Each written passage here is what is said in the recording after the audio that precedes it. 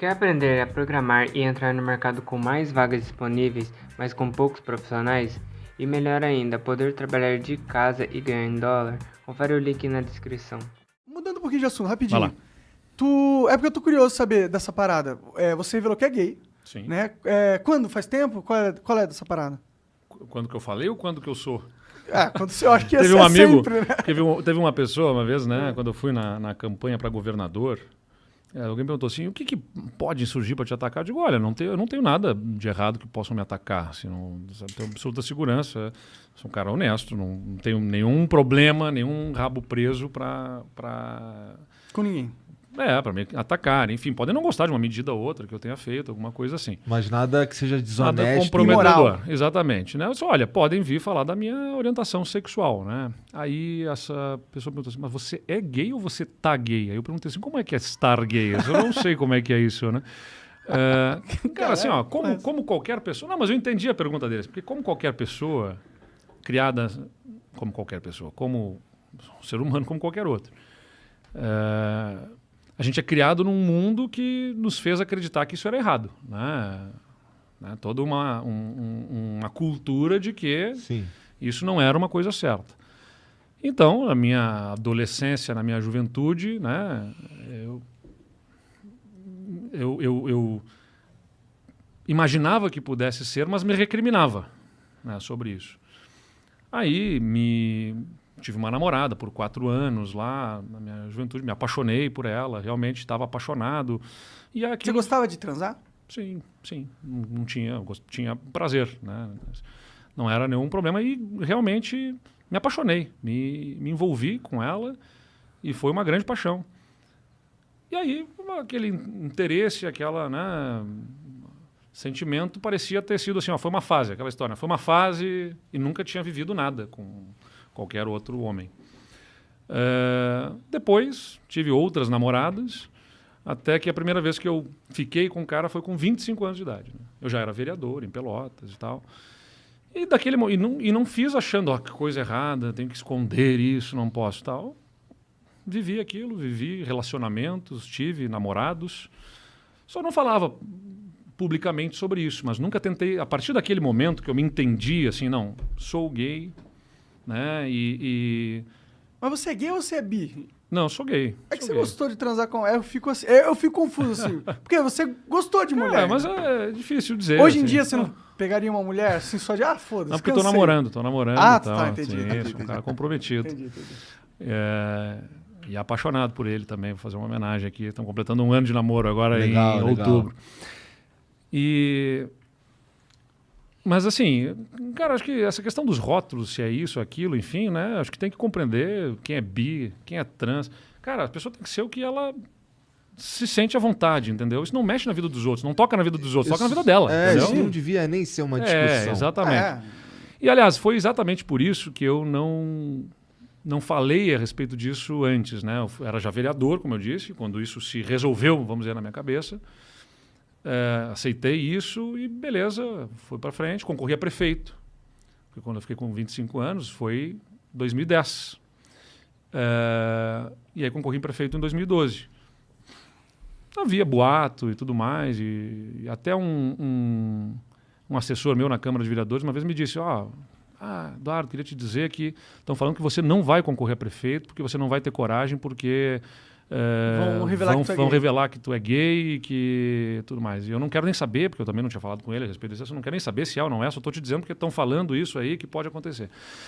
E de fato, nos dias que tinha debates, né, eu sempre recebia mensagens de celulares desconhecidos dizendo, a gente vai hoje revelar, que era claramente uma tentativa de me instabilizar, de me deixar... Intimidado, de alguma forma. Eu sempre fiquei absolutamente tranquilo, digo, olha... Cagou e andou, foda-se. Exatamente, eu não vou falar sobre este tema, mas se eu quiser me atacar por causa disso, eu tenho segurança de que eu não estou fazendo absolutamente nada de errado, entendeu? Então tinha muita tranquilidade nisso, mas vinham os ataques, assim, vamos dizer, no subterrâneo, né? Quando eu concorria a governador, não houve nenhum ataque frontal, mas no esgoto lá das redes sociais vinha, né? As piadocas. E chegaram a pegar, como não tinha uma foto minha, acho que tem um estereótipo que tentam estereotipar gays, né? Como... Promíscuos? Algo como promíscuo e tal, e aí fotos sem camisa, aquelas coisas todas. Pegaram uma foto que eu estava na praia com o meu irmão. Era eu, meus 2 irmãos e a minha mãe. Aí cortaram, ficou só eu e meu irmão e fizeram repercutir nas redes aquilo. Você vai aceitar um governador gay, ele com seu namorado aqui. Era meu irmão, cara, na foto, ainda por cima. Aí o pessoal que trabalhava Você vai nas aceitar um governador gay, ele vai estar sendo gay enquanto governa você. Aí quando eu resolvi falar sobre isso, né, agora, nesse programa do Bial, mas por que você não falou antes? Eu digo, cara, por uma série de questões. Em primeiro lugar, por isso, né? Em primeiro lugar, por isso. A única pergunta que teve foi uma jornalista, muito elegantemente, sem querer, quando eu me elegi prefeito, existem especulações a respeito da sua sexualidade, prefeito. Como é que você lida com isso? Eu digo, eu lido muito bem, estou absolutamente tranquilo. Ela total não perguntou. Ela não perguntou. Eu lido muito bem, eu estou absolutamente tranquilo. Não falo sobre esse assunto, porque acho que não é um assunto, não deve ser um assunto. Né? Relevante não tem ao mesmo. discurso. Eu acho que, porra, o cara que usa disso pra tentar te diminuir, porra, esse cara não tá vivendo 2021. Exato. Então eu digo o seguinte, política é sobre o que eu posso fazer para tocar na vida dos outros. Pois é, e isso toca na minha vida. É lógico. Mas aí o que aconteceu? Comecei a namorar no final do ano passado e eu preparei ele ali até para dizer o seguinte, olha, eu pretendo falar publicamente sobre isso.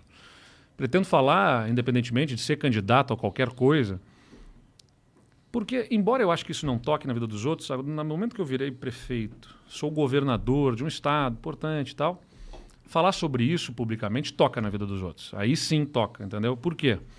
Quebra estereótipos e paradigmas. Exatamente. E foi bacana porque eu me senti muito, assim, acolhido, né, quando eu falei publicamente sobre isso, mas mais do que isso, consegui oferecer acolhimento para muita gente também. Recebi muitas mensagens de muita gente. Tem um amigo meu que é gay, que tem mais de 50 anos, que disse, pô, minha vida teria sido tão mais fácil, mas tão mais fácil se, quando eu tinha 18 anos, um governador tivesse falado publicamente sobre isso.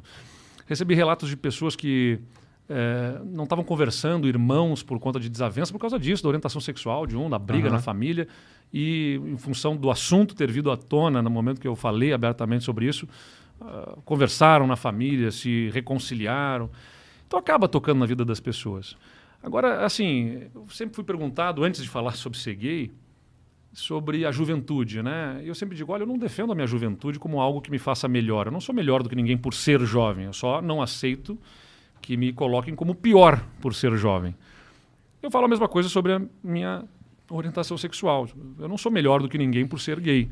Não aceito que me coloquem como pior. Isso não tem nada a ver com a qualidade de uma pessoa na capacidade de contribuição que ela tenha. Claro. Então era importante falar, era importante resolver. É importante a causa, aliás, vou aproveitar a audiência astronômica que tem o Flow aqui, que eu espero que esteja muito boa a audiência, por favor, a gente tem aí medição ou não? Acho que tem umas 20 mil pessoas assistindo. É isso. Então tem uma boa audiência aqui, porque aí o que aconteceu, né? Teve uma revista que me perguntou sobre como é que você lida com as críticas de ativistas LGBTs de que você não impunha a bandeira, não ergue a bandeira, não pega a causa para si. Porque eu falei, eu sou um governador gay, eu não sou um gay governador, tanto quanto Obama não foi um negro presidente, é um presidente negro. Isso não quer dizer me envergonhar de ser gay nem nada, quer simplesmente dizer o seguinte, eu sou um governador que sou gay. Eu tô aqui para ser governador, não tô aqui para ser gay. Exatamente, mais ou menos. Aliás, o Bolsonaro falou um absurdo, assim, no dia seguinte, falou um absurdo... porra, tá de sacanagem. Eles falam um no dia só? Coisa, exatamente. Foi só no dia seguinte? Absurdo, né? Não, mas ele falou sobre esse assunto, né? Porque aí repercutiu muito, se falou muito a respeito disso. E aí o Bolsonaro disse o seguinte... Falou-se, inclusive, que tu estava usando de plataforma política. Cara, e esses dias o meu namorado recebe uma mensagem lá dizendo quanto é que você está recebendo para inventar que era namorado do Eduardo? Isso é tudo uma mentira. Imagina, esse tipo de coisa que acontece. Teve um dirigente de um partido da extrema esquerda lá que dizia assim, não pode se descartar que o governador não seja gay e esteja inventando isso para poder ganhar notoriedade. Então, caralho, mano. Mas o Bolsonaro diz o seguinte... Eu não tenho nada contra, aí cada um é o que quiser e tal. Eu só não acho certo que queira impor o seu jeito aos outros, né? Eu digo, peraí, Eu disse que eu sou gay, eu não disse sejam gays, né? Eu não disse seja gay. Eu não tô dizendo, cada um é o que quiser. Ah, sim, mas naquela hora ele tava falando pra galera dele Mas enfim. Mas, né, tudo isso aqui dito, eu acho que é importante que a gente tenha essa clareza, né? Aliás, estava falando sobre a questão da revista. Como é que você lida com os ativistas que, né, como é que você reage a isso, né? Os ativistas que queriam que você erguesse uma bandeira, eu digo. E aí, acho que depois na edição fizeram um recorte da minha fala que ficou mal interpretado, né? Porque eu dizia ali, olha, nem toda mulher precisa ser uma ativista feminista, nem todo negro precisa ser um ativista do combate ao racismo, nem todo gay precisa ser um ativista. O que eu quero dizer com isso? Não estou dizendo que devam ignorar os temas, né? É evidente que devem combater preconceitos, é evidente que devem fazer o enfrentamento desses temas. Mas não necessariamente será a causa que é a da vida, né? Da pessoa, entendeu? Né?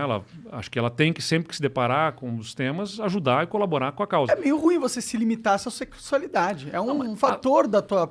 Não, mas é o seguinte, mas é bom e é importante que existam os ativistas. Eu falei isso na entrevista. É bom e é importante que existam os ativistas, né? Que existam mulheres que façam dessa a causa das suas vidas. Mulheres, homens, crianças. A criança eu acho que não tem que ser ativista, não. A criança tem que aprender um pouquinho antes brincar de e aprender.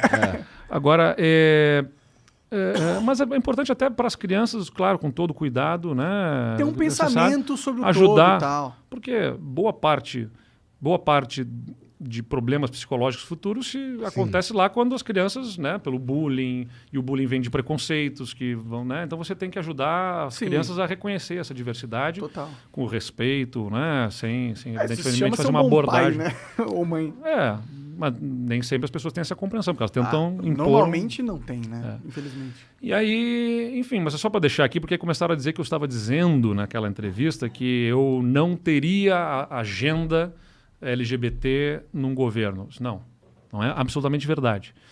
A agenda estará presente, como sempre esteve, quando eu fui prefeito, sendo governador e se tiver a oportunidade de ser presidente também. Mas não é só a agenda LGBT, é uma agenda da igualdade, entendeu? De mulheres e homens, trans, gays, negros, brancos, índios. A gente precisa fazer esse país avançar do ponto de vista civilizatório. Não é o presidente que vem e diz, vamos avançar. Mas você tem que ajudar as pessoas a entender. Toma aqui uma canetada não existe por canetada, mas você tem que ajudar promovendo políticas públicas que coloquem em evidência, né, a diversidade do povo brasileiro como uma riqueza. A gente é mais rico por ser diverso. E não isso não é uma coisa a ser combatida. Assim, incentivada. Assim, até porque todo mundo é muito único, né? Só que a gente coloca uma máscara social para se conformar, para poder o jogo rolar. Porque também não dá pra gente, a todas as nossas interações sociais, ficar discutindo nossos problemas ou questões ou... E vamos lá. A gente vai vendo isso acontecer no próprio setor privado. Cada vez mais as empresas têm essa preocupação de constituir times diversos. Isso vai se expandindo nas empresas. Por quê?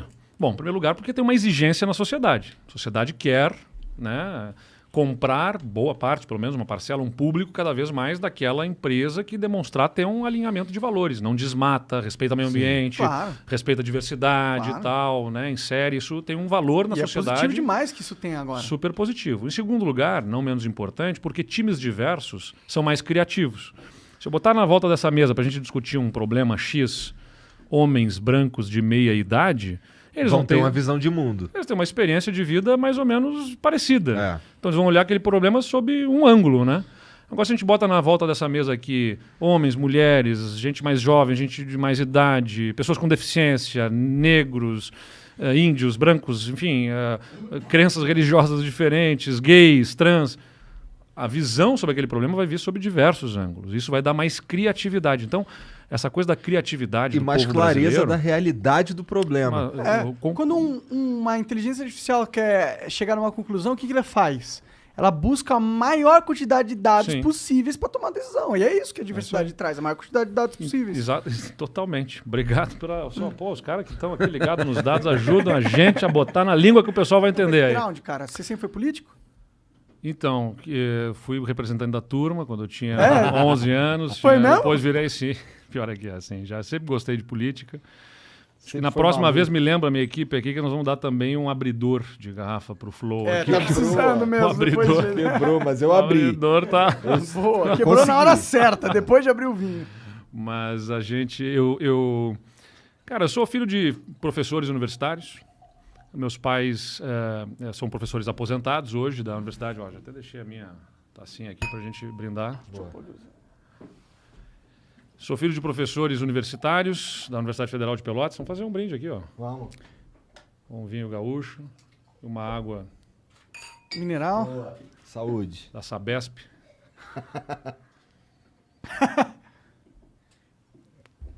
E aí meu pai era professor de direito civil, direito de família, enfim. Ele teve atuação política, mas não era político, assim, né? Ele foi secretário municipal de educação na década de 80. Ele chegou a concorrer a prefeito, mas, tipo, eu digo que ele não é político porque ele não teve mandato, ele ficou em último lugar na eleição, que ele se candidatou lá em 88, quando ele fundou o PSDB lá em Pelotas. Ele fundou o PSDB em Pelotas, então. Em Pelotas. Entendi. E aí o que aconteceu... E a minha mãe era professora de ciências políticas também, né, na universidade. O meu irmão mais velho é delegado da Polícia Federal, o meu outro irmão é fiscal do Ministério da Agricultura, então é uma família de servidores públicos. Pode crer. Então sempre tive essa coisa de serviço público na minha volta e eu gosto de política desde pequeno. Era o presidente do Grêmio Estudantil depois, lá quando tinha meus 15, 16 anos. Quando entrei na faculdade de Direito, lá na Universidade Federal de Pelotas, eu resolvi participar de um projeto que era bem bacana, que era para dar aula nas escolas da periferia sobre noções de direito e de cidadania, né? Era bem legal. Dava aula Isso é o que falta muito nas escolas. O cara ensinar como que é, o que é ser um cidadão. Como é que funciona, né? Quais são os direitos? Não, desde direitos do consumidor, por exemplo, também a questão do voto, né? E uma série de situações ali que ensinam cidadania e noções básicas de direito. Evidentemente, não é para pegar uma teoria de direito nem nada, mas é para orientar as pessoas. Para dar uma mentalidade mais complexa do mundo para a galera, né? E dava aula em 3 turmas de 4ª série em escolas públicas na periferia da cidade. E aí decidi que com 19 anos eu ia concorrer a vereador. Pela primeira vez eu concorri a vereador aos 19 anos, em 2004. Eu fui um dos mais votados, acabei não sendo eleito, porque... Como que você é um dos mais votados e não é eleito? Ah, bom, então vamos lá. Agora vamos entrar na teoria política, não, sem ser de um jeito chato. Cara, o sistema do Brasil, né, é voto proporcional no parlamento. O que é o voto proporcional? Você vota num candidato, só que esse voto que você dá a um candidato, a vereador ou a deputado estadual, deputado federal, ele não vai... você não pega a lista dos mais votados e coloca lá dentro.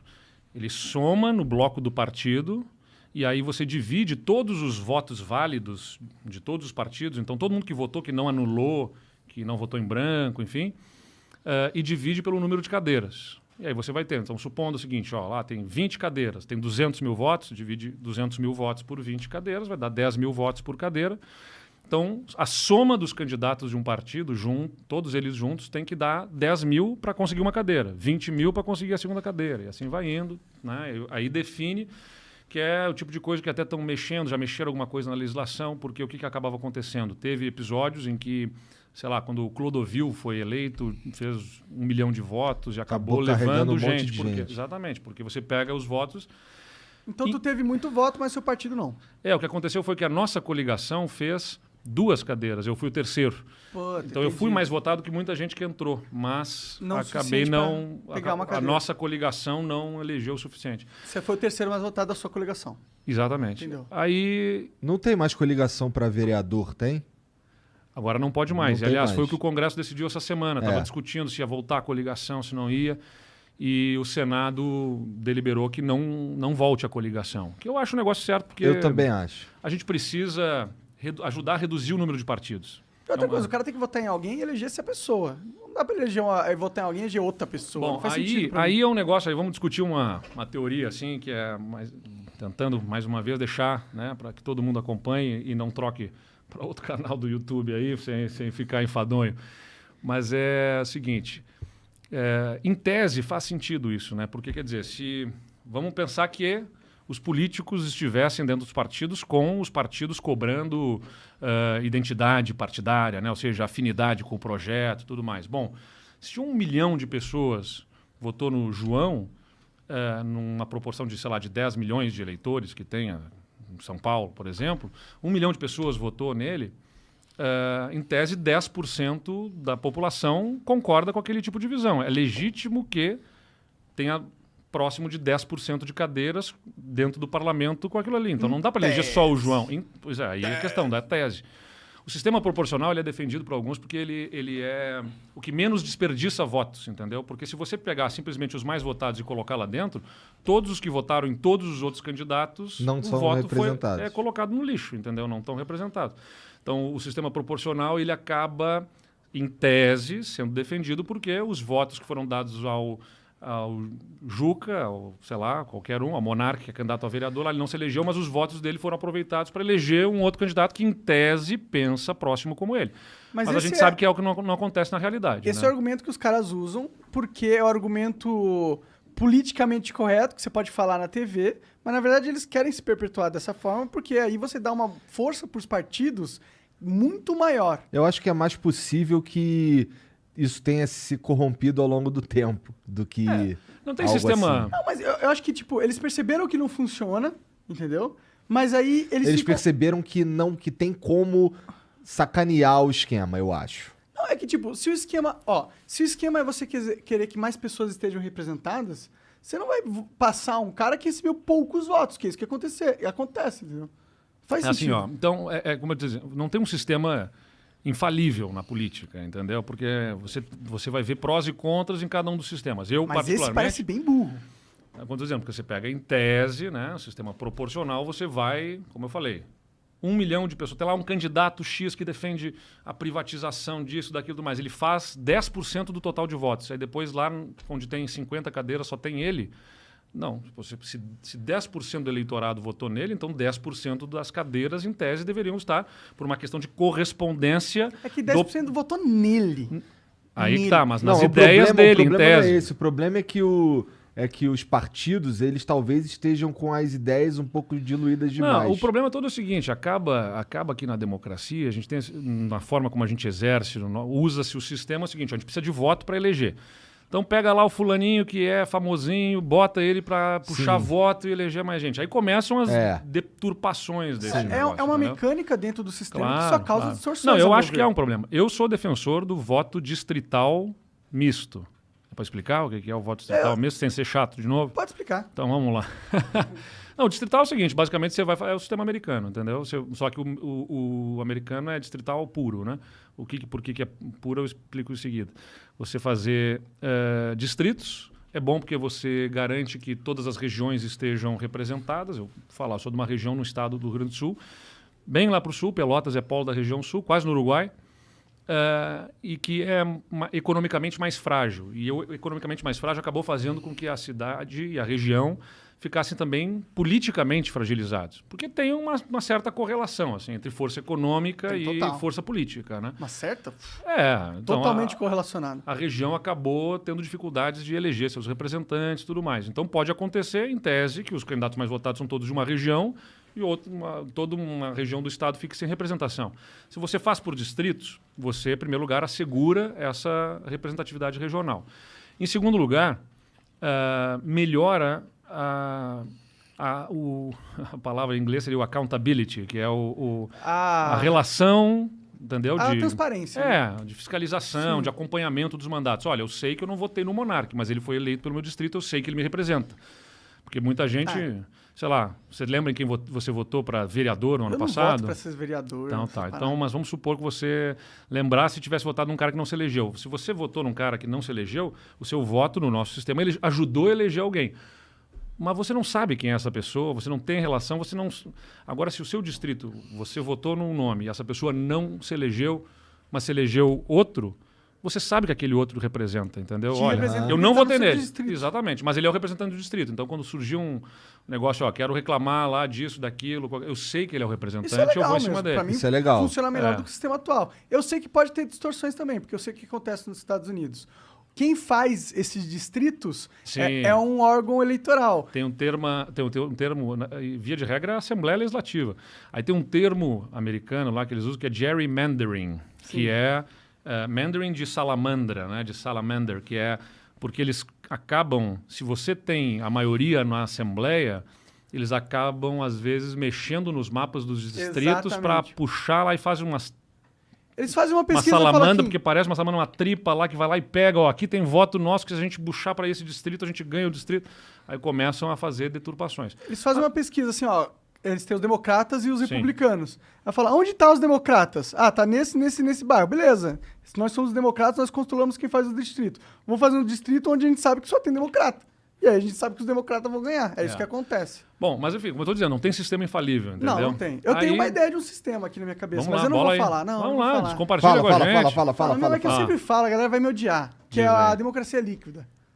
Tá bem? A democracia líquida é você pegar e colocar todo esse sistema de burocrático que a gente tem hoje em dia com o Congresso, todo o STF, tudo, e colocar dentro do sistema digital, Tá bem? onde o eleitor, em vez de ele ter que, de 4 em 4 anos, escolher o representante dele, ele pode escolher o representante dele a hora que ele quiser. Ele fala aqui, pô, quem são os representantes que se colocam como representantes? Ó, esse cara aqui eu gostei, beleza. Aí ele é meu representante aqui como deputado, como vereador, como não sei o quê. Executivo não funcionaria tão assim, entendeu? Mas no legislativo. E aí, por exemplo, esse cara tá me representando. Escolhi, cliquei um botão, ele tá me representando. Sim, ele tem que ficar validando permanentemente, ou seja, ele não tem, se perder o número de... Se eu quiser, amanhã ele fizer uma merda, eu tiro e coloco em outro cara, entendeu? Ou eu posso fazer o seguinte, eu dou esse meu poder de voto para esse cara através do aplicativo. Porém, o seguinte, ele tá com esse poder. Todas as leis que vier e ele tiver que escolher, quando ele escolher uma coisa, ele já agrega o que eu pus meu poder de voto para ele ali. E aí... É uma espécie de gamificação da democracia. É uma sistematização, Não, eu na entendo verdade. que é o seguinte, eu entendo o teu ponto e acho que é bem válido que se debata. Aliás, acho que a gente tem uma crise de democracia que precisa ser debatida, porque tem uma desconexão entre representantes e representados, entendeu? Acho que isso é muito claro. A vida, eu costumo dizer, a vida das pessoas ficou mais rápida e o governo ficou cada vez mais lento, porque na verdade é cada vez mais uma etapa, mais um balcão, mais um negócio, mais uma burocracia para se respeitar. E essa desconexão vai gerando estressamento, porque a sociedade está com a vida dela, quer dizer, se desintermediando de todas as formas Parece que para a gente é refém do aplicativo. Estado. E o Estado está lá atrás ainda. Eu brincava mais ou menos o seguinte, né? Na década de 50, sei lá, um prefeito, né? Se você ser prefeito na década de 30, 50, tinha muito menos burocracia, muito menos exigências de cumprimento disso e daquilo, de determinadas funções burocráticas. E o que acontece? O prefeito viu que começou um casal ali a flertar. Flertar pode falar aqui? Você pode falar o que você quiser, cara. Fala o que você quiser. Flertar é uma coisa que muita gente não vai entender, né? Começou a paquerar, começou e tal, se olhar, o prefeito já olhava e disse, isso vai virar um namorico, que vai virar um namoro, que vai virar um noivado, que vai virar um casamento, que depois vai virar um filho. Já vou construir uma escola para deixar, já quando essa criança nascer, uma vaga garantida para ela, e ele não precisava fazer... licitação para contratar o projeto e depois fazer a licitação para fazer a obra, e aí a empresa que ganhou entra na justiça contra a outra que não sei o que, e a escola não sai nunca. Então o que eu quero dizer é o seguinte, a vida era mais lenta, aquele flerte, aquela paquera para virar namoro, para virar noivado, para virar casamento, tinha um percurso todo. Hoje em dia não tem mais nada disso. Se conheceram, já transaram, já tiveram filho, e o prefeito está lá lutando para conseguir fazer a escola. Se essa escola sair quando essa criança tiver 15 anos, é um milagre já, né? Porque tudo é muito demorado. Eu quero dizer que a vida das pessoas ficou mais rápida, né? E o governo ficou mais lento. O meio que o governo funciona, ele funciona com uma morosidade muito grande. Mas demais. Sabe por quê? Isso quando funciona. Isso as pessoas ficam indignadas, entendeu? Pô, cadê, né? Cadê as respostas? Cadê as entregas? Cadê o gosto muito que diz que o segredo da mudança é focar a sua energia em construir o novo e não em destruir o velho. Ou seja, se você está preocupado, não preciso destruir, você perde tempo e não constrói. Né? Então você vai construindo o novo e vai suplantando o velho. Você não precisa ter o foco na destruição. Constrói o novo, vai empurrando na direção correta, vai edificando algo e para de desperdiçar energia. Vamos para as perguntas, então? Vamos. Já achou alguma boa que vale a pena? Tem algumas aqui. O Davi Gabriel diz aqui, ó. Já ocorreram 2 grandes tragédias no Rio Grande do Sul. KISS, prédio, SSP. O senhor tem planos em reforçar o efetivo dos bombeiros? Visto que hoje Esse é o pessoal que é aprovado no concurso, que é o mais engajado nas redes sociais. Acertou. Chama os excedentes, chama os aprovados. 700 aprovados aguardando nomeação. Não, eu entendo, é legítimo que eles queiram, né? Fizeram concurso público, desejo. A gente está chamando. Aliás, uma coisa que a gente fez no nosso governo lá, o que acabava acontecendo nos governos anteriores? Como o Estado estava quebrado, não conseguia pagar salário, não conseguia pagar servidores, não chamar novos servidores era um jeito de... Né, economizar. Economizar. Porque você chama, você tem que pagar salário de um contingente novo que está entrando. Mas para também não terminar o governo dizendo que não chamou ninguém, chegava no último ano e chamava um monte de gente. Né? E claro, a conta ficava mais para o governo seguinte do que para a sua conta, porque até entrar todos os servidores e depois todos os anos que você não chamou, você já economizou. Chama só no último um monte de gente. Só que o que acontece? Todo ano vai se aposentando um grupo de soldados, de profissionais da segurança pública. Então, se eu não chamar todo ano um grupo de servidores, vai defasando o meu efetivo e vai piorando a segurança pública. Esse foi um compromisso que eu assumi. Nós vamos fazer chamamentos responsáveis todo ano para fazer a substituição de toda a tropa e tal, no número de aposentados. E todos os anos a gente está chamando. Chamamos...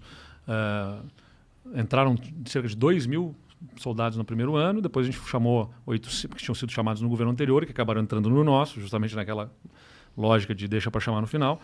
E fomos botando 800 por ano, né, em vários chamamentos. Estamos formando novos soldados agora, por exemplo, e vamos repondo. Agora, claro, tem um grupo de excedentes que eventualmente não vai ser chamado, entendeu? Que foi aprovado no concurso, mas que não vai atingir o chamamento até eles. Bom, mas aí... Então se fuderam aí, galera. Não é isso, né? A gente está chamando, a gente está conseguindo fazer já um chamamento que não se fazia antes. É um investimento grande na segurança. Aliás, tem repercutido bastante nos indicadores. Todos os indicadores de criminalidade caindo no Rio Grande do Sul fortemente nos últimos 2 anos e meio aí.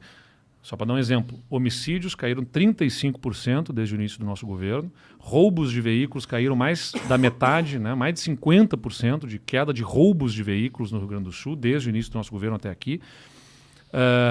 Roubos a banco caíram mais de 70%, e assim todos os indicadores de segurança no Estado vão avançando bastante por conta dessa questão do efetivo, por investimentos que estão sendo feitos, por um trabalho de integração que a gente faz com as nossas forças de segurança, e com governança, né? Porque você tem que ter planejamento e tem que ter sistemática de acompanhamento, rotina. Então, o que a gente faz lá? A gente desenvolveu o programa RS Seguro, 23 municípios, porque aí entra a questão da focalização da política pública, base em evidências. Você não... Né? Vamos fazer segurança. Contrata policial e distribui por aí. Não, peraí. Onde é que está acontecendo o crime? O Estado tem 497 municípios. 90% dos roubos de veículos acontecem em 23 cidades apenas, dos 497. 90% dos roubos de veículos. Tem que ter inteligência também na hora de distribuir. 70% dos homicídios estão nessas mesmas 23 cidades. Então, o que a gente faz? Não é que a gente vai ignorar as outras, vamos continuar tendo política para as outras cidades todas. Mas vamos ter uma atenção dedicada para esse grupo de 23 municípios aqui. E o que a gente faz? Planejamento para cada uma delas, análise todos os meses dos indicadores de todos os crimes nessas cidades e nível de governança. Reunião desde o primeiro nível lá da cidade, depois a reunião da região, até chegar a uma última reunião que é com o governador. E eu me reúno todos os meses com todos os comandantes, todos os chefes de polícia das delegacias, né? Um grupo de 200 a 300 pessoas que a gente faz a reunião. E a gente pega lá os indicadores e analisa. Cidade X começou uma inflexão aqui de roubos de veículos. Eu não preciso esperar que fique pandêmico o problema, né? Não preciso esperar que vire um problema mais grave. A gente começa a ver uma inflexão já. O que está acontecendo? Presta contas para nós. Igual o imunológico do corpo mesmo, né? E igual a coisa do coronavírus. A gente fica lá acompanhando na televisão, né? Aumentando internações. Não, agora está baixando internações. Onde que está aumentando? Quantos óbitos? Quantos casos? Então você fica com o dedo no pulso, monitorando como o corpo também, você monitora. Quando começou a dar algum problema, você não precisa esperar virar uma doença grave, você trata, né? Aliás, é a mesma coisa, né? De que saúde é prevenção, então tem que ter ações preventivas. o cuidado quando acontece um problema. Então você faz um tratamento, né, no corpo, você faz um tratamento quando aparece o problema, e se virou um problema mais grave, você tem que fazer uma reabilitação, né? Então, de certa forma, a segurança pública é isso: previne, trata e reabilita. O que é reabilitação? Bom, sistema prisional, você tem que dar consequência, você vai prender, você vai dar consequência para o criminoso, sabendo que ele vai voltar para a convivência. Não existe pena de morte, não existe prisão perpétua no Brasil, eu nem defendo que exista. Você tem que ter consciência. A prisão perpétua devia existir. Eventualmente para alguns tipos de crimes, né? É meio absurdo, o Pedrinho Matador tá andando livre aí. Me traz o meu computador, tá aqui o meu computador? Vocês estão assinando que eu tenho que assinar um documento virtualmente, então eu vou assinando aqui certo, com vocês. Cara, ofício oficial do governo estadual. Na década de 80.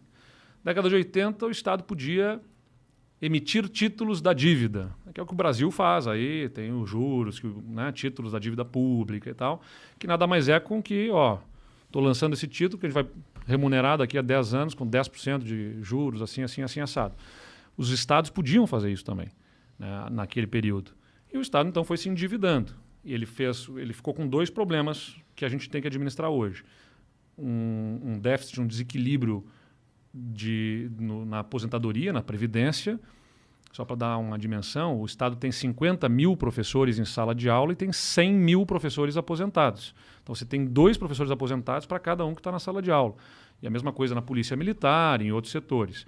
O que significa, e a maior parte desses servidores não contribuíram para a Previdência, não há um fundo para remunerá-los. Nem existe a lógica de fundo na Previdência, né? Exatamente. É um negócio de, você que tá jovem dá pro velho e pau no cu do próximo. É o sistema de repartição que chama. Só que é o seguinte, tem 50 mil trabalhando e contribuindo e tem 100 mil ganhando. Então não fecha essa conta. Então o que acaba acontecendo? De onde sai o dinheiro para pagar os aposentados? Do Tesouro. O que é o Tesouro? É o povo. É dívida. Não, o povo com o seu imposto. Sim. A dívida foi naquele período lá. Só que hoje em dia, aí o que aconteceu? Você tem...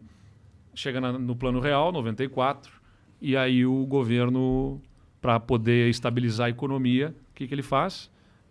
Uma das questões que gerava inflação, que pressionava a inflação, os governos gastam mais do que eles têm dinheiro para gastar, e isso pressiona a inflação. Isso é um fator de inflação. Então tem que vedar que entes subnacionais, os governos subnacionais, possam se endividar.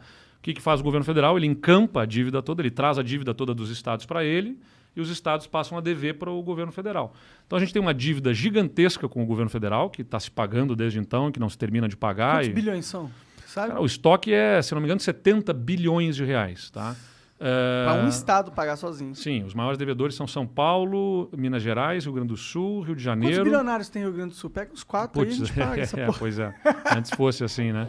E aí o que acaba acontecendo então a gente tem um déficit na Previdência e que é mais ou menos o seguinte, né? Você está gastando dinheiro do presente, porque a gente paga... Como é que paga a aposentadoria? É a contribuição do servidor, mais a contribuição do Estado como patrão, e isso é insuficiente para pagar todas as aposentadorias. E aí entra o caixa, entra o Tesouro. O Tesouro é a arrecadação de imposto. Aí todo mundo reclama, o ICMS está alto, aquela coisa toda. Sim, mas aqui a boa parte do ICMS não é usado para pagar coisas no presente, é para pagar o passado que foi deixado por outros governos, que deram benefícios, vantagens para servidores, que incorporavam, levavam isso tudo para aposentadoria. Então você tem aposentadorias altas, né, e de um grande número de servidores sem ter fundo para pagar. Não tem como cortar essa aposentadoria? A gente fez reformas profundas lá, mas não pode cortar, porque essas pessoas também não são culpadas, entendeu? Mas, se ela é professor, está ganhando 100 mil reais por mês. Não, mas não tem professor ganhando 100 mil. Não tem. Não, mas tem eu tô dizendo o seguinte, uns amigos dos caras ali ganhando. Não, mas você tem servidores de alto escalão ganhando muito. E tem também, eventualmente, o que acaba acontecendo de distorção? Um professor lá conseguiu acumular mais vantagens que o outro e levou aquilo para a aposentadoria. O outro não conseguiu acumular tanto, ganha menos. Então tem muitas distorções na forma de remuneração. O que a gente fez? Eu fui muito sincero na campanha. Não tem como... O Estado estava por 3 anos sem conseguir pagar o salário do servidor em dia. O último dia útil você tem que pagar o salário do servidor. O Estado não conseguia pagar. Então ele chegava lá no último dia útil, não tem dinheiro. Vou te pagar daqui a 5 dias, 10 dias, nós vamos pagar todos os servidores R$1.000. Depois, mais 5 dias, vai pagar mais 2.000. E aí, às vezes, começou a encostar na folha seguinte. Tinha que estar pagando a folha do mês seguinte e não tinha terminado de pagar a folha do mês anterior. E isso ficou por 5 anos. Quando eu assumi, já estava em 3 anos que estava o salário sendo pago dessa forma. E eu falei na campanha, não tem como resolver uma situação dramática nas contas com soluções simpáticas. Vai ser antipático. Pô, tu falou isso na campanha e ganhou? Falei na campanha, pode consultar lá. E aí eu disse, nós vamos ter que discutir carreira dos servidores, vamos ter que discutir previdência para poder ajustar esse Estado. Aí ganhei a eleição. O que eu faço a primeira coisa? Eu chamo deputados, vou na bancada dos deputados, inclusive os de oposição, não esperando que eles fossem me apoiar, me ajudar nas minhas medidas. Mas eu digo o seguinte, olha, eu fui eleito com uma agenda. Tá? Eu falei dessa agenda e eu estou trazendo essa agenda aqui para vocês. Vocês foram eleitos com a agenda de vocês. Não é o deputado A ou B. É uma parte do povo gaúcho que está ali, que pensa de um outro jeito. E eu governo para esse povo também. Eu tenho que ouvir. Entendeu? Claro. O que eu acho que está errado na política brasileira é porque está essa coisa do um contra o outro para tentar destruir quem pensa diferente. Eu acho que a gente tem que enfrentar as ideias, a gente tem que enfrentar os problemas e não enfrentar as pessoas. Tem lá uma bancada de oposição em 55 deputados, que hoje no Rio Grande do Sul essa bancada de oposição tem 15 deputados, tá? De oposição declarada assim, ao governo que pensa de outro jeito. Não são 15 deputados, é uma parcela do povo gaúcho que está ali representado, que pensa daquele jeito. E eu preciso entender, ouvir, debater e ganhar com base nos argumentos. E não tentando passar por cima dessas pessoas, tentando destruir eles. Aí o que eu faço? Eu assumo o governo e vou em cada um dos sindicatos. Janeiro, fevereiro de 2019, eu fui lá no Sindicato dos Professores, na Associação dos Policiais, no Sindicato dos Agentes Penitenciários, em cada um deles, fui na sede de cada um deles e disse, nós vamos propor para vocês coisas que vocês não vão gostar. Mas eu assumo um compromisso com vocês. Vocês vão saber antes de eu mandar para a Assembleia. E vão ter a oportunidade de contestar para mim. Então, organizei lá, determinei a minha equipe. Vamos bolar os planos, os projetos, tudo mais. E vamos levar para... Aí chegamos no final do ano, organiza numa cartilhazinha para poder... Porque não adianta pegar e mostrar um projeto lá complexo, né?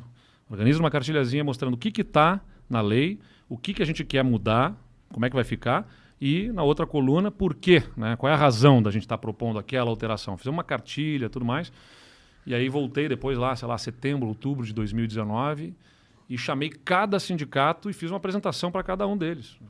Assim, tinha dias que eu tinha reunião com 3, 4 sindicatos na colada, assim, um depois do outro apresentando, isso vai ficar assim, isso vai ficar desse jeito e tudo mais. Agora eu estou passando para vocês têm um prazo para me devolverem com as considerações de vocês. Né? Eu sabia que eles não iam gostar, que eles iam protestar. Eles não gostaram. Mas eventualmente vinham contribuições que a gente fez até concessões, entendeu? Vieram contribuições legais sim, mesmo? Sim, em alguns casos. Aqui dá para atender o negócio do Vale Alimentação. Aquilo que dava para atender sem quebrar a espinha dorsal das reformas que a gente estava fazendo, a gente buscou atender. Então teve um bom diálogo, né? Então acho que a gente é um bom exemplo no Rio Grande do Sul, não apenas do que se fez, mas do como se fez. Entendeu? Sem passar por cima de ninguém, com diálogo, o que não significa convergência em todos os temas, não é? Não ficamos esperando consenso, porque também o diálogo não é um fim em si mesmo, né? Você dialoga, tem que tomar decisão e fazer. Porque senão você fica só discute, legal, discutimos, não chegamos em lugar nenhum. Então você tem que ter diálogo e decisão e faz a coisa acontecer. Cara, o resultado é que o Rio Grande do Sul, eu tenho bastante orgulho do que a gente fez lá, porque eu assumi um governo que em janeiro de 2019 não estava pagando salário de servidor em dia. Não conseguia pagar os hospitais, estava 3 meses os hospitais sem receber no estado, estavam parando cirurgias, parando procedimentos. Os municípios estavam sem receber por 6 meses os repasses da área da saúde do estado, para financiar programa de UPA, SAMU, entre outras coisas que o Estado cofinancia, ele paga junto com o Ministério da Saúde aqueles programas. O Estado estava sem pagar. Tinha uma dívida na saúde de 1 bilhão e 100 milhões de reais entre fornecedores de medicamentos, os municípios e os hospitais. Então o Estado não pagava salário, estava sem pagar fornecedores, não fazia nenhum investimento, as estradas deterioradas, muita dificuldade. Nossa, absurdamente quebrado mesmo, total. Ultimate.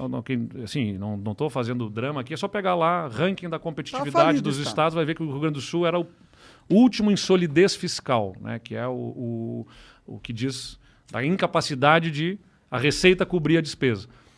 E, além de tudo, estava com o ICMS aumentado, porque como o Estado estava quebrado, eles aumentaram, né, o ICMS, e eu tive até que pedir prorrogação daquele aumento extraordinário de ICMS, porque me dá tempo para arrumar as coisas para a gente poder promover a redução de imposto. Então, combustível, energia, comunicação com alíquotas majoradas e a alíquota básica do Estado também. A gente fez reformas muito duras, antipáticas, como eu disse. Tinha 10 mil servidores manifestando no dia da votação contra, né, mas a Assembleia encarou, votou, e a gente conseguiu fazer uma redução substancial da despesa com a folha de pagamento. No ano passado, a gente conseguiu reduzir 700 milhões de reais a despesa com a folha. Por mês ou por ano isso? Por ano. Esse ano vai economizar 1 bilhão de reais, no ano que vem 1 bilhão e 300. Então, quer dizer, o que quer dizer isso? Se eu não tivesse feito as reformas, eu teria que achar 3 bilhões de reais entre 2020, 2021 e 2022 para pagar as contas. E esses 3 bilhões iam sair da onde? Iam sair de precarização de serviços, de aumento de impostos ou qualquer coisa assim. Então, a gente conseguiu, fazendo essas reformas, economizar isso. O Estado hoje paga suas contas em dia, os hospitais estão em dia. Não só eu não deixei atrasar, como estamos pagando aquelas dívidas deixadas em governos anteriores, vamos quitar essas dívidas todas, esse 1 bilhão e 100. E a gente está anunciando um programa amplo de investimentos no Estado que em todos os setores é histórico. Só para dar um exemplo, estradas, o Estado conseguia botar 130 milhões por ano, a gente está botando 1 bilhão e 300 milhões de reais agora para recuperar as estradas do Estado. A saúde também, o maior investimento dos últimos 20 anos em reformas de hospitais e tal. E ainda estamos reduzindo o imposto. Quer dizer, aquela alíquota majorada de ICMS no combustível, na energia e na comunicação, já em alguns, na alíquota básica já caiu uma parte esse ano, vai cair no ano que vem. No ano que vem, todas as alíquotas voltam aos patamares anteriores, sem que o Estado quebre, né? Porque a gente conseguiu ajustar a nossa despesa. Isso é bom, porque é difícil um cara querer baixar imposto, né, mano? E quando baixa, fica difícil pro cara querer subir também depois, né? Mas assim, você tem que conquistar isso, né? Você tem que, não é assim, vou lá baixar o imposto. Bom, e aí quebra, não paga as contas, é pior. Então você tem que fazer reforma, acertar e tal. É o que eu penso que o Brasil também tem que fazer, entendeu? E de onde veio o dinheiro que você usou para... Foi só na economia ou gerou mais dinheiro de alguma forma? Eu trabalhei de duas formas, né? As reformas para dentro do governo, para reduzir despesa, e as privatizações, né? Então a gente privatizou a nossa companhia de energia elétrica, legal.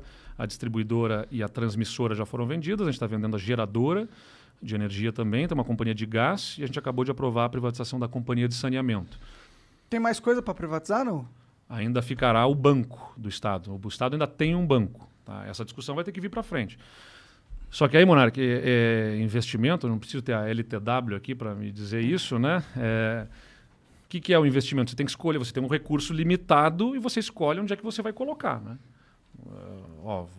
Você não pode comprar todas as ações, não pode colocar em todos os fundos de investimento, você vai ter que escolher onde é que vai colocar. Capital político é a mesma coisa. Você tem que estabelecer prioridades, né? Você não vai conseguir fazer tudo. Então, onde é que eu vou fazer primeiro? Essas empresas que a gente privatizou eram as mais urgentes. Né? Por quê? Porque elas tinham concessão pública. Não estou falando demais aqui, só para dizer. Vocês me interrompam. Vai começar a dormir aqui, você está tomando um vinho aí, vai começar a dormir, me assistindo falar. Cara. Faz a propaganda pro pessoal. Bom lá demais, da Casa Valduga. Casa Valduga Origem, Cabernet Sauvignon. Olha aí, ó. Bom demais, inclusive. Nossa, assim, a gente está interessado, cara, por isso que a gente está interrompendo você. A empresa de energia do Estado estava sem conseguir pagar o ICMS. Ela ficou devendo 4 bilhões de reais para o Estado, porque ela estava quebrando, entendeu? Ela não conseguia se sustentar. Então ela tinha que ser privatizada. Porque quando você privatiza, acho que é importante ter clareza disso, uma empresa de energia, uma empresa de gás, uma empresa de saneamento, não quer dizer que você vai entregar para o privado para ele fazer o que quiser. Isso que tem que ficar claro para as pessoas. Tem um contrato bem O serviço é definido. Público. O serviço é público, que vai ser operado por uma empresa privada. Mas ela opera sob concessão. O que é operar sob concessão? É um contrato com o Estado que estabelece as regras. Você tem que atender assim, assado. Por exemplo, energia elétrica. O número de horas que, quando falta luz, pode ficar, né, as metas aí de reparar a rede, de investimentos e tudo mais, que você vai ter que cumprir para poder prestar um bom serviço para a população. Se não prestar, você vai ser multado e você vai ter que pagar por conta de serviço ruim. Né? A taxa que eles cobram também? Pelo serviço? Toda a política de remuneração e como é que vão ser os reajustes, tudo tem controle por uma agência. Assim, vamos aumentar 300% aqui, foda-se. Tem uma agência reguladora, entendeu? Entendi. Então, quer dizer, aquilo que a gente falou, quando está na mão do Estado, o que acaba acontecendo? Eventualmente ganha um governo X e bota lá na empresa um cara que é ligado ao sindicato, ele quer ficar de boa com os colegas, dá um aumento, dá não sei o que, tudo mais. Só que depois que deu aquilo, ferrou. Aí ficou contratada aquela despesa e vem um governo que quer ajustar, você não consegue diminuir os salários, não consegue demitir. Então a empresa vai ficando ineficiente. Então o papel do Estado não é ele operar diretamente, ele é melhor contratante. Então diz o que quer, contrata, eu quero... As pessoas querem ter energia, elas não querem ter uma empresa de energia. As pessoas querem ter saneamento, não querem ter uma empresa de saneamento. Então a gente teve que vencer alguns paradigmas, né? Esse também é um debate que é polêmico. Teve muita resistência lá no Estado? Historicamente, o Rio Grande do Sul é um Estado que sempre foi resistente a esse tipo de debate, né? Por isso que eu me sinto preparado para debater outros temas aí que venham pela frente para o país, porque o Rio Grande do Sul é um bom, vamos dizer assim... É uma escola legal. É uma boa escola, né? Um Estado que sempre foi avesso a discutir essas reformas estruturantes, porque tinha sindicatos muito fortes, né? Então sempre teve muita uns ninhos de muita vespa resistência. Que você tem que mexer, né? Muita resistência a esses temas. Mas a gente fez, acho que do jeito certo, discutimos sempre com muita honestidade os temas. E aí fomos avançando nessas pautas. Então o que acontece? A gente botou a nossa despesa equilibrada com a nossa receita e de outro lado está entrando dinheiro extra por conta das vendas das empresas. Se eu não tivesse feito a reforma do lado da despesa, eu ia ter que pegar o dinheiro da venda das empresas e usar para pagar a conta do mês. Mas como eu fiz as duas coisas, a gente equilibrou a despesa com a receita e a receita das privatizações pode virar investimento. E aí é esse dinheiro das privatizações que está virando estrada, está virando hospital, está virando investimento na cultura. A gente está fazendo o maior investimento da história da cultura, inclusive, né, para sustentar a falta de investimento do governo federal. Porque, por exemplo, a Ancine não está bancando os projetos de produção cinematográficas. O que a gente fez? Nós vamos bancar. O dinheiro que a Ancine devia estar colocando no Estado aqui, o Estado vai fazer edital para apoiar projetos de cinema. Siga o negro, diz aqui, ó. Salve, salve família. Igor, meu pão de ló. Será que vou ter um presidente sambista? Opa! Pergunta pro Leite o que ele acha da instalação de minas de carvão em um momento que o mundo todo está abandonando essa atividade retrógrada e poluente. Depois canta um pagode aí para nós. Vai para tudo que é lado essa pergunta aí. Olha, eu acho que a gente tem que trabalhar pela descarbonização. O sistema ambiental é super importante. A gente precisa reduzir emissões e isso envolve uma política assim, de descarbonização a partir de mudança de matriz energética. O Rio Grande do Sul tem geração de energia a partir de carvão. É um percentual pequeno dentro da geração que o Estado tem, mas ele tem minas de carvão, ele tem a maior parte da reserva de carvão do Brasil. Mesmo assim, eu entendo que a gente deve avançar na direção de acabar com esse tipo de geração. Tanto é que é importante dizer aqui, né? Falava-se muito sobre uma mina, a mina Guaíba, lá no Rio Grande do Sul, que é uma mina de carvão que se tentava fazer a exploração. É importante dizer, está arquivado esse processo. Esse processo não está tramitando, está arquivado. Esta mina não vai sair no Rio Grande do Sul de exploração desse carvão. Agora, claro, você precisa fazer o processo dessa mudança de matriz energética a partir de direcionar e estimular as fontes renováveis, como energia eólica, fotovoltaica, que, para o que nós temos muita vocação, e outras, né, e usar essas matrizes energéticas, inclusive, que são renováveis, verdes, responsáveis, para a geração de outras fontes de energia. Por exemplo, o hidrogênio verde, que boa parte do mundo está caminhando. Sabe o hidrogênio verde? Não. Mas eu gosto de coisa verde. É isso aí, ó. Tô vendo, tá ali, ó, na camiseta. O hidrogênio verde é justamente... O hidrogênio ele tem um poder de geração de energia. A partir do hidrogênio, você tem a capacidade de extrair a molécula a partir da água, né? Só que a energia que você tem que usar, que despender para gerar a separação da molécula... Mas não adianta, só o hidrogênio é um combustível que vai ser fonte de energia não poluente, enfim, e tal, ou de menor poluição. Não poluente, muito acho que menor não existe, poluição. né? Mas a gente vai ter muito mais responsável, enfim. Mas você tem que gastar energia para gerar o hidrogênio. Então não adianta, vamos gastar um monte de carvão e coisa outra para fazer hidrogênio. Então daí que é o hidrogênio verde, que é a fonte de energia utilizada para extrair a molécula ser uma fonte renovável. E aí a gente tem muito potencial nisso, porque essa é uma grande oportunidade para o Brasil. Você está me dando uma oportunidade aqui de falar um negócio que é uma oportunidade econômica gigantesca que tem que ser prioridade absoluta do próximo presidente. O quê? É a questão ambiental. Nióbio. A questão ambiental. Eu acho que eu assinei o que eu tinha que assinar aqui, tá? Que era um processo que eu tinha assinado e achei que tinha assinado tudo e ficou para trás. Então, se tiver alguma coisa, me avisa novamente, por favor. Todos os bombeiros foram contratados aí, ó. Acabaram de dizer. Mas a oportunidade no meio ambiente. Cara, é o seguinte. O Brasil tem uma oportunidade como talvez não tenha obtido desde que se descobriu o ouro nas Minas Gerais. Caralho. Que é a questão ambiental. Vamos pensa comigo aqui. O mundo se alinha pela descarbonização, pela redução da emissão de carbono, por fontes de energias renováveis, num compromisso com a redução dos efeitos do de efeito estufa para evitar mudanças climáticas ou reduzir a mudança climática no mundo. Então o mundo está alinhado para isso. E nós somos o país que tem a maior biodiversidade do mundo, a maior área florestada no mundo. A gente tem aqui a natureza toda e com capacidade de geração de energia. A gente tem uma Europa inteira em formato de floresta. Exatamente. E além disso, a gente tem o seguinte: vento, água, sol, entendeu? Que a Europa não tem para conseguir, ou não tem suficientemente para gerar a energia que eles precisam. Então a gente pode gerar muita energia limpa aqui e usar, inclusive, essa energia limpa para gerar essas outras fontes de energia para atender a necessidade de energia deles na Europa. Então a gente tem uma possibilidade econômica.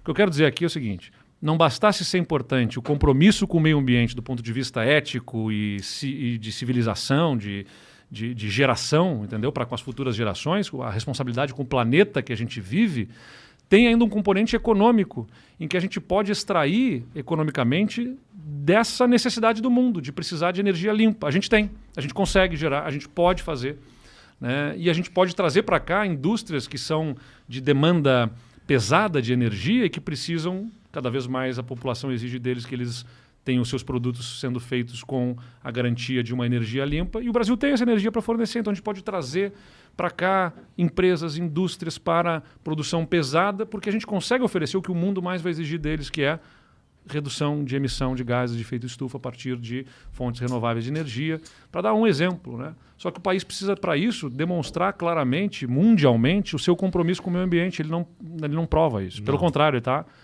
sendo hostil ao meio ambiente. E aí isso nos tira muitas oportunidades econômicas e começa, em alguns casos, promoverem países boicote a produtos brasileiros. Nós somos um país produtor de alimentos e, em alguns países, se promove boicote aos alimentos produzidos no Brasil, fazendo com que os supermercados tirem produtos das gôndolas, com pressão sobre isso, e aí a indústria nacional aqui desses alimentos vai perdendo economicamente. Então não bastasse ser inconsequente, burra e irresponsável a posição contrária ao meio ambiente. A gente precisa de uma agenda ambiental que recupere a credibilidade do Brasil no mundo para trazer... quer dizer, se o tema do meio ambiente está no centro do mundo, o governo brasileiro trazendo o meio ambiente para o centro do governo como preocupação, coloca o Brasil no centro do mundo. O Brasil tinha que estar nos principais debates como protagonista na questão ambiental e ele é visto como inimigo. Então é absurdo o que estão fazendo com o Brasil e com prejuízos econômicos para a nossa população. O samba eu não trouxe o meu pandeiro para fazer aqui, mas eu sou pandeirista. Na próxima eu vou trazer um pandeiro. Mesmo? Da hora. Sou pandeirista. Olha aí, ó. Joga aí o vídeo. Vamos lá. Ela... Não, toca pandeiro. Esse é um deles. Também tem dois aqui. Pegou um outro? Olha aí, tá tocando áudio? Pra gente não. São meus irmãos aí. E eu.